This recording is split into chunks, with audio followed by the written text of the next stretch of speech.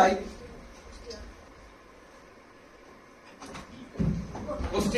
Sorry, ও এমন কেন করছে? কিন্তু আমি তোকে তেমন কিছুই বলি। তুমি কোমল অনুভূতিতে আঘাত করেছো। আরে ও তো নিজেই বললো এটা কৌতুকের মতো, আর আমিও সেভাবে নিয়েছি। ও হয়তো বলেছে কৌতুক, কিন্তু তোমার কৌতুক ভাবা একদম উচিত হয়নি। এমন আচরণ করছে যেন মনে হচ্ছে এটা মাস্টারপিস বানিয়েছে।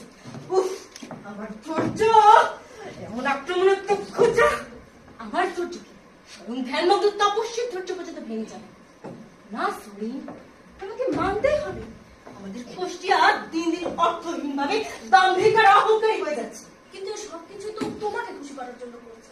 ও তাই, তা তো ভালো, কিন্তু ও তো যেন তেন কোনো নাটক বাছেনি, যত সব বস্তা পচা আবেগপূর্ণ উক্তি শুনতে আমাকে বাধ্য করছে।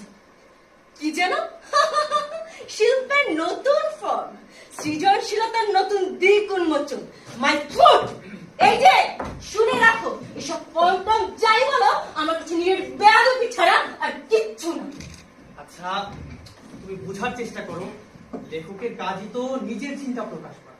হ্যাঁ, এটা ঠিক, আমি মানছি প্রকাশটা যেন ভালো হয় সেই চেষ্টা তাকে করতে হবে, কিন্তু ওর বয়সই বা কত বলো? ও তো ছোট মানুষ, তাই না?